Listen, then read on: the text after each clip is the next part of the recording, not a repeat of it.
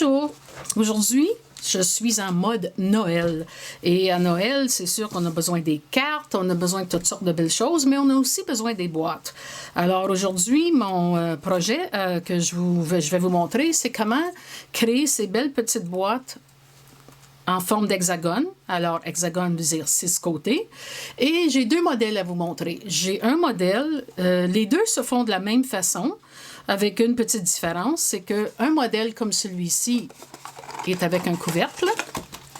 Alors, vous voyez, on a un couvercle, alors on peut remplir de plein de petites confiseries, de petits cadeaux, petits bijoux, n'importe quoi. Et l'autre n'a pas de couvercle, c'est juste dans une boîte. Alors, au lieu de mettre un couvercle, j'ai mis une ceinture. Alors, vous voyez, la ceinture est comme ça. Alors, les petits onglets, on les ouvre comme ça. Et on peut encore remplir de petits cadeaux, de confiseries. Et lorsqu'on le ferme et qu'on remet la petite ceinture, aujourd'hui, nous n'allons pas trop nous attarder sur la décoration de la boîte. Nous allons nous attarder plutôt sur comment faire la boîte. J'ai eu l'inspiration de cette boîte en regardant sur YouTube et j'ai vu une de nos consoeurs en France, Sophie Prestel, qui avait fait des belles petites boîtes du même genre. Mais en France, ils travaillent avec le système métrique et je suis plus à l'aise avec les pouces, même si on parle de 16e de pouce et de 8e de pouce. Alors aujourd'hui, qu'est-ce que nous allons faire? Nous allons confectionner cette boîte avec l'aide de cet outil qu'on appelle la planche Instaboîte. Et vous allez retrouver cette planche dans notre catalogue annuel, ici, à la page 184. Alors, je ne sais pas si vous êtes capable de voir ici, là. Alors, c'est la planche de marquage excusez, j'ai dit Instaboîte, c'est la planche de marquage Instapochette. Alors, normalement, on fabrique des petites pochettes avec cette planche, mais moi, je vais vous montrer comment on va pouvoir s'en servir pour faire cette boîte octagone. Et puis, c'est très simple à faire, vous allez voir. J'ai joué beaucoup à essayer de voir comment on pouvait faire cette boîte-là d'une façon très simple. Je veux juste vous mentionner qu'avant de commencer, il y a deux choses sur cette planche que vous devez prendre en note. C'est la hauteur ici de l'onglet, puis l'onglet, ça va être les onglets qu'on utilise pour rabattre la boîte. Et ici, j'ai fait un schéma. Alors, je vais faire, premièrement, la boîte sans couvercle. Mon schéma, il est un petit peu rustique, mais quand même, on comprend. Et si je vais vous mentionner qu'est-ce qu'il faut faire, premièrement, c'est la mesure qui se trouve ici. Alors, sur notre planche, ici, nous avons notre outil pour marquer. Si je place la feuille ici, et vous voyez qu'il y a un genre de petit arrêt, juste là, ici, là. Alors, si j'amène ma feuille directement comme ça, la distance entre ici et où je vais marquer, c'est exactement 1 et 5/16e de pouce. Là, on parle de 16e, hein? Alors, moi, je ne m'en fais pas trop avec les 16e. Alors, moi, qu'est-ce que je fais? C'est tout simplement, je marque ma feuille. Et en marquant ma feuille, je le sais tout de suite que ça va être la largeur de mon onglet. Moi, je vais travailler aujourd'hui avec des feuilles standard 8,5 par 11. J'imagine qu'on peut faire ces boîtes-là avec des feuilles plus grandes, mais moi, je trouve que la grandeur de ces petites boîtes-là, c'est parfait pour des petits cadeaux. Et moi, je vais m'attarder seulement avec la feuille 8,5 par 11. Alors, quand on fait la boîte sans couvercle, alors on a besoin des onglets sur le dessus. Et sur le dessous de la boîte aussi. Ici, je l'ai camouflé avec une décoration. Alors, si je calcule que mon onglet sur le dessus, c'est 1 et 5/16e de pouce, mais il va falloir que j'alloue aussi le même espace pour l'onglet du dessous. La hauteur de ma boîte, c'est à moi à décider. Alors, le maximum avec une feuille de 8,5 par 11, ça serait d'avoir une boîte de 5 et 7/8e de hauteur, si je calcule et j'alloue l'espace pour mes onglets. Je ne ferai pas une boîte de 5 et 7/8 aujourd'hui, là, c'est juste pour vous dire que ça, ce serait le maximum pour une feuille 8,5 par 11. Ici, je vous ai mis des exemples. Si je veux que ma boîte... Attends, je vais juste approcher un petit peu. Voilà. Alors, si je veux que ma boîte ait une hauteur, et la hauteur, c'est cette partie ici. Oups, attends une minute, là, on va revenir par là. Alors, la hauteur de ma boîte... Si je veux que la hauteur de ma boîte soit 2 pouces, mais je vais rajouter un 2 et 5/8, qui est le total de les onglets en haut et en bas. Alors, je vais revenir comme ça un petit peu. Pour un total de 4 et 5/8. Si je veux que ma boîte ait 2 pouces et 3/4, je fais la même chose. Je rajoute 2 et 5/8 pour un total de 5 et 3/8, etc. Aujourd'hui, je pense que moi, je vais faire une boîte de 2 pouces et 3/4. Alors, je vais vous montrer comment faire. Alors, l'important aussi, maintenant, une fois que j'ai déterminé la largeur de mon onglet, ça va être la largeur de mes 6 côtés de mon hexagone. Dans le cas de cette boîte ici, tous mes onglets arrivent directement dans le milieu et il n'y a pas de trou. Alors, si je veux avoir cette grandeur-là pour pas qu'il y ait de trou, j'ai calculé que ça me prend une largeur de chaque côté de 1 pouce et 9/16e. Oh mon doux, encore les 9/16e. Alors, je vais vous montrer une façon très facile de faire le calcul. Là, nous allons amener notre Stampin' Cutter, notre planche à découper. Et qu'est-ce que je fais? Moi, c'est pas compliqué. Alors, je calcule, je fais mes lignes de marquage en premier. Alors, vous voyez mes lignes rouges ici, c'est mes lignes de marquage. Alors, si je calcule 1 et 9/16e, alors 9/16e, c'est 1/4, 2/4, plus une ligne, ça fait 1/16e. Alors, au lieu de calculer 1 et 1/16e, ensuite, la prochaine, moi, je me suis mis un petit papier, un petit post-it ici. Alors, je ne sais pas si vous pouvez voir, je vais me rapprocher. Alors, j'ai mis un petit post-it pour marquer le 9/16e. Alors, à ce moment-là, qu'est-ce que je fais? C'est que je place ma feuille au 1 et 9/16e et je marque. Ensuite, j'amène ma ligne où j'ai mis mon petit post-it et je fais ma prochaine marque. Je continue comme ça et je fais ma prochaine jusqu'à temps que j'arrive au bout de ma feuille et je vais avoir 1 pouce que je vais enlever parce que je n'ai plus besoin celui-là. Alors, je vais vous montrer maintenant comment on fait avec une feuille vierge.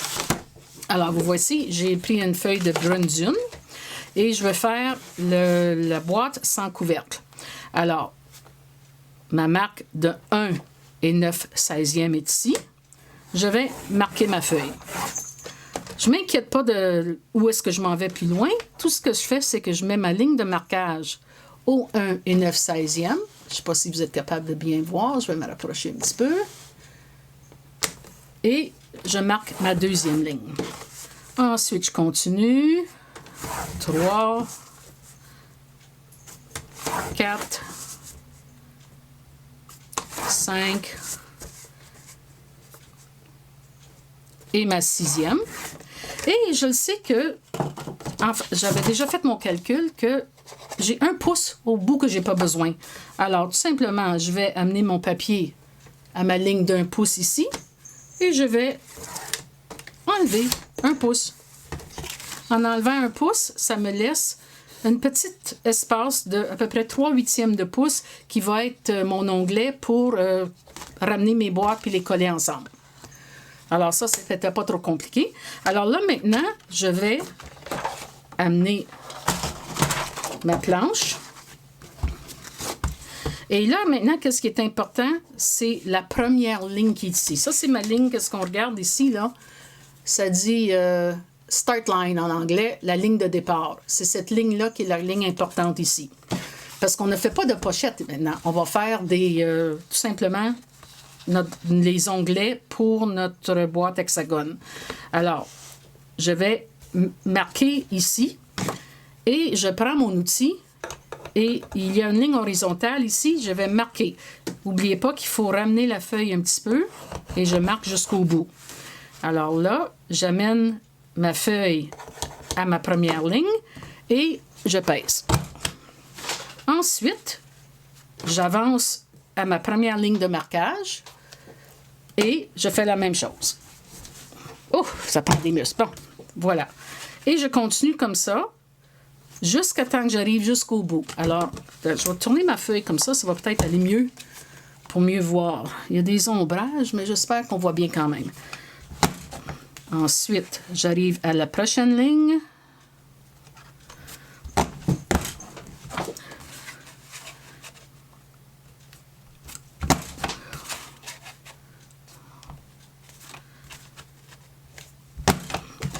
il ne faut pas oublier, durant tout ce temps-là aussi, de prendre notre outil et de marquer le pli, parce que ça va être le pli où nous allons rabattre nos onglets pour fermer la boîte. Alors là, il me reste un autre. Même au bout, ici, à la fin, il faut faire notre dernier en même temps. Alors, on va ramener comme ça. Voilà. Parfait. Alors là, maintenant, il faut décider de la hauteur que je veux faire ma boîte. Alors, moi, j'ai décidé que je voulais avoir une boîte peut-être de 2 3/4 à peu près. Alors là, je peux prendre ma règle. Et de cette ligne ici, je vais marquer 2 3/4. Et ensuite, j'ai juste à rajouter là encore l'espace pour l'onglet qui était le 1 5/16e. Alors 1 pouce et 1, 2, 3, 4, 5 16e ici. Et ça va être la marque pour où je vais mettre mon onglet. Alors là, je vais pouvoir couper mon papier ici.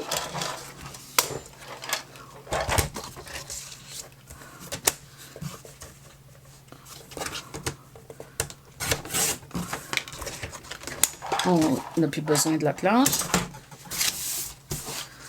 Alors maintenant, je veux que mes onglets de ce côté-ci soient pareils que l'autre côté. Alors, je n'irai pas de ce côté-là. Je vais simplement inverser ma feuille. Et je recommence. Alors, je mets mon carton à la ligne de départ. Et je continue. À chaque ligne de marquage, je le place à la ligne de départ. Et on y va comme ça. Oups! Il faut s'assurer qu'on ne bouge pas.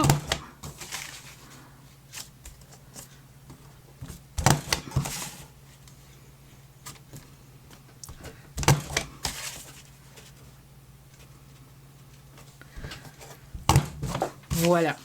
Là, comme j'ai dit, j'étais pas pour... Aujourd'hui, je ne parle pas de décoration. Je ferai ça dans une autre vidéo. Aujourd'hui, c'était tout simplement comment faire la boîte. Alors, vous voyez des gens comme... Oh, il y a une affaire très importante que j'ai oubliée. C'était de marquer avec mon outil la ligne ici pour pouvoir définir où je vais plier les onglets pour abattre, pour fermer la boîte. Ça, c'est très important. Même si on l'a oublié la première fois, on peut y revenir. Il s'agit tout simplement de renfoncer le carton comme il faut jusqu'au bord. Et puis, on y revient comme ça. Parfait. Une fois qu'on a fait ça, maintenant, cette partie ici, on n'a plus besoin. Alors, je vais prendre simplement mon ciseau et je vais l'enlever. Comme ça. Là, maintenant, il s'agit de renforcer tous nos plis. On peut prendre, moi je le fais avec mes ongles. Si vous n'avez pas les ongles, on peut le faire aussi avec notre outil. Comme ça, notre plioir. Et on fait la même chose pour tous les onglets. On les ramène et on renforce tous nos plis.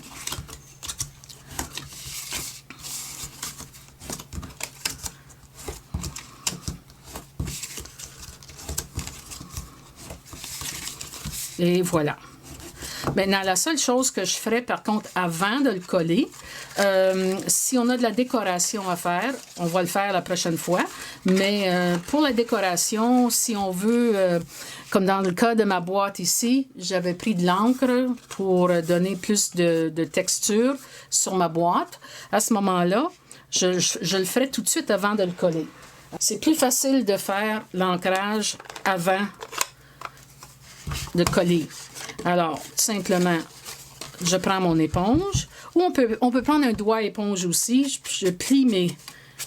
Et sur chaque pli, on y va un côté, de l'autre côté. Et on va pouvoir donner de la texture comme ça à notre boîte. Alors là, maintenant, il s'agit juste de mettre un petit peu de colle ici sur le petit onglet. Alors moi, je vais utiliser ma petite planche de silicone. Et j'aime utiliser la colle Fast Fuse pour faire des boîtes parce que c'est une colle qui est très forte et ça tient bien. C'est qu'elle est... Bon, voilà, c'est parti. Et quand on arrive au bout, on fait un petit crochet. On arrive au bout, un petit crochet. Ensuite, vous avez juste à plier comme ça, à ramener sur le dessus et c'est fait. Bon, là, on arrive à ce que je considère la partie la plus difficile de notre boîte. C'est de trouver la façon de la coller pour que l'hexagone soit parfait. Une façon qu'on peut faire, c'est tout simplement d'utiliser notre papier Stampin' Up. Et on voit qu'il y a des lignes ici. Alors, ça serait de placer mes deux bouts sur la ligne et de m'assurer que mes côtés sont complètement parallèles. Ça, c'est vraiment la partie la plus difficile parce qu'il faut que mon hexagone soit parfait si je veux que la boîte ferme comme il faut. Par contre, pendant qu'on fait ça, ça bouge et puis des fois, c'est pas toujours évident. Alors moi, qu'est-ce que je me suis fait? Je me suis fait un petit gabarit. Et ça nous ramène un petit peu à nos côtés mathématiques lorsqu'on était à l'école. C'est pas bien compliqué. J'avais calculé que le diamètre de ma boîte était 3 et 1/16e. Alors, j'ai tout simplement sur un carton, je conserve toujours les cartons quand on reçoit nos papiers de designer. C'est du carton bien épais. Alors, avec un compas, tout simplement, j'ai fait un cercle avec un diamètre de 3 et 1/16. J'ai trouvé la ligne de centre, marqué un octagone, elle a 6 côtés. Alors, j'ai marqué une ligne à 60 degrés, à 120 degrés. Je tourne, j'ai fait la même chose de ce côté ici, 60 degrés, 120 degrés. Et à l'aide d'une règle, je vais tout simplement ramener mes lignes comme ça.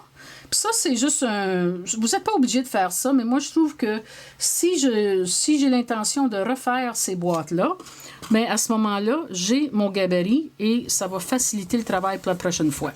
Alors, tout simplement, je ramène mes lignes. Et ensuite, ici, je veux faire un hexagone. Alors, pour faire mon hexagone, je ramène une ligne côte à côte ici. Comme ça. Là, je fais très vite. Hein? Mais si vous faites ça à la maison, prenez le temps de bien mesurer parce qu'il faut que les lignes soient 100% parallèles. Alors, comme ça, je fais mes lignes. Et ensuite, à l'aide soit d'un ciseau ou avec une lame X-Acto, je découpe et ça me fait tout simplement mon petit gabarit. Alors, comment on l'utilise? Tout simplement, c'est lorsque j'ouvre ma boîte. J'insère mon gabarit à l'intérieur et un hexagone parfait. Et là, je peux prendre ma colle. Et j'aime utiliser la colle liquide quand je fais ça parce que lorsque j'utilise la colle liquide, ça me donne quelques secondes de temps pour ajuster mes onglets si nécessaire. Alors, je commence toujours avec un onglet. Je mets un petit point de colle tout simplement ici à côté. Un petit point de colle ici. J'abaisse l'autre. Même s'ils ne sont pas collés parfaitement pour le moment, c'est pas grave. Je vais l'appuyer tout à l'heure. Ensuite, j'en mets un ici, un là. Je baisse le tout. Et là, je pèse sur mon petit carton qui est à l'intérieur. Et je sais que tous mes onglets vont être bien collés. Et que mon hexagone, il va être d'une forme parfaite. Voilà. Et lorsque je vais maintenant fermer ma boîte sur le dessus, tout simplement, je rabats mes onglets un par un. 1, 2, 3, 4, 5. Quand j'arrive au 6e, je fais comme une boîte. Je la ramène ici. Oups! 1, 2, 3, 4, 5, 6. Je la ramène en dessous. Et voilà, ma boîte, elle va rester fermée. Alors, ça, c'est le principe de comment on fait une boîte hexagone. Alors, comme vous voyez, ma boîte ici, elle est toute décorée. Alors, la prochaine fois, nous allons prendre le temps de décorer, sur ma prochaine vidéo, nous allons décorer la boîte. Et nous allons faire la ceinture pour la garder attachée. Alors, j'espère que mon petit truc de comment faire la boîte à onglets en utilisant la planche Instapochette va pouvoir vous aider à faire des petites boîtes de Noël rapidement cette année.